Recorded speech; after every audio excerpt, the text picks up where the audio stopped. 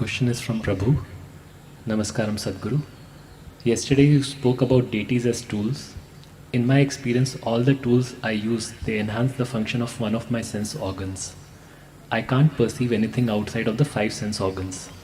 So how can I utilize a tool like a deity, which supposedly enhances my perception on a dimension that I cannot even perceive right now?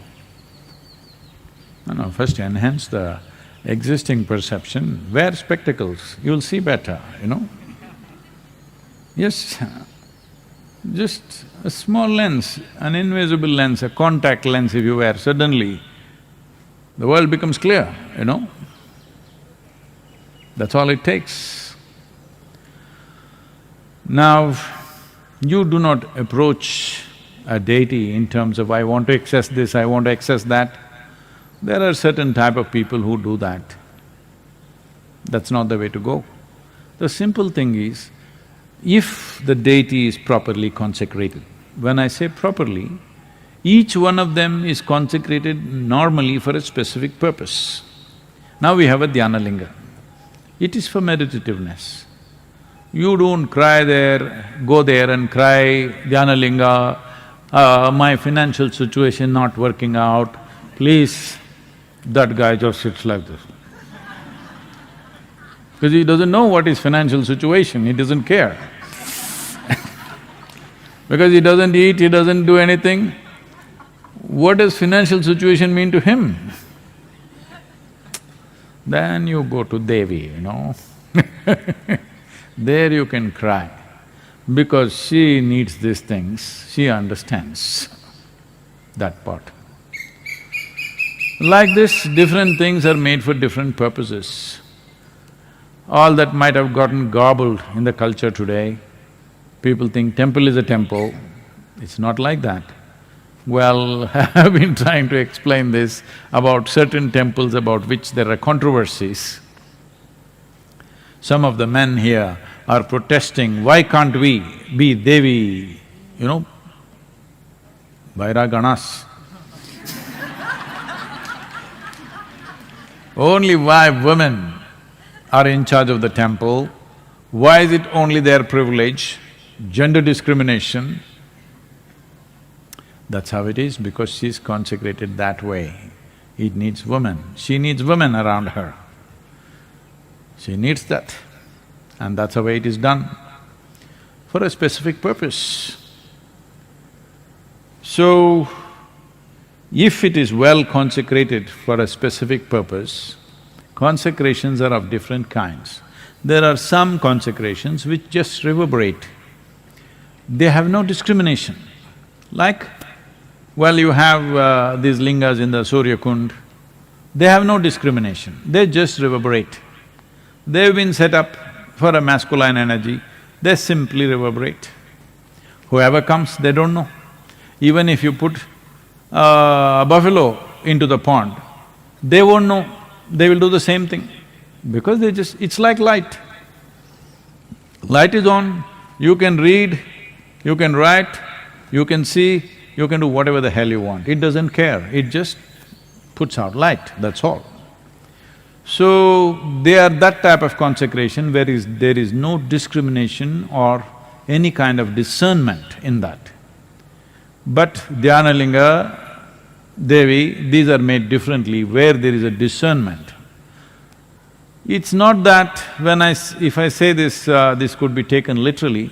If you enter the temple, the deity knows who you are. Who you are means not your name, your father's name, we don't care. Even I have not asked what's your father's name. When I wanted to marry my wife, I didn't ask her, what is your father's name? My father was shocked that you don't know her father's name and you're marrying this girl. I said, I'm just marrying the girl. So, there are certain people who wants to know father's name, how much wealth he has, what is his financial status and social status, because they're marrying something else. So, this aspect of the deity able to recognize you has been done in many ways. This is done in a very refined, sophisticated way so that it recognizes anybody based on how their energy situations are, where the status of life is right now, what level of evolution, how it is, in that sense. But there are other deities which is very common in southern India, which is probably these days lost in north, is we have Kula Devatas or Kula Daivams. That means a particular deity created for a particular kula. Kula means a smaller segment of a caste. So here the genetic map of this kula is kept and the deity is consecrated to serve only that type of genetics. This is why this fight in the villages, any inter-kula marriage or inter-caste marriage means why they're struggling is, then you won't have a god of your own. You will become outcast. Well, that's taken on a social dimension and an ugly forms, that's a different matter. But essentially it is coming from this fundamental understanding because you have created an energy form which takes care of this particular genetic information. If somebody who doesn't belong to that comes, it won't respond. So these things were done in a very scientific way for different purposes. There are many fantastic processes even today, but mostly lost. So it is better to create universal things which are not based on genetics, but based on the evolution of one's energy. That is what we are doing. That is why these new temples, which will not recognize you by genetics, it will not recognize you by your parentage, but will recognize you for what you are right now. So, both these things were done right from ancient times, but most of the temples were done for genetic material because that is what people would fund. They want a specific temple in their town for their clan, so that their well-being, they created those things. A few were created for everybody's well-being, so they were always named differently to make you understand a little bit. Here, let us say there is one Mariamman temple, it will have a prefix name of a particular kula and then that. But let's say some other temple like let's say Kashi Vishwanath, it's Vishwanath, that means he is for the entire world. He is not recognizing you by your genetics, he is recognizing you by who you are right now in terms of your energy, in terms of your evolution, where you are right now. In that context, Dhyana Linga will not recognize your genetics, he doesn't care whether you came from your mother's womb or dropped from heaven, we don't care. Because we don't think coming out of your mother's womb and dropping from heaven, one is superior to the other. It doesn't matter how you came, how are you right now, that's all that matters. So, this is a different dimension of consecration. So when we talk about deities and about you enhancing your perception, you don't go there to enhance your perception. There is a process, what to do.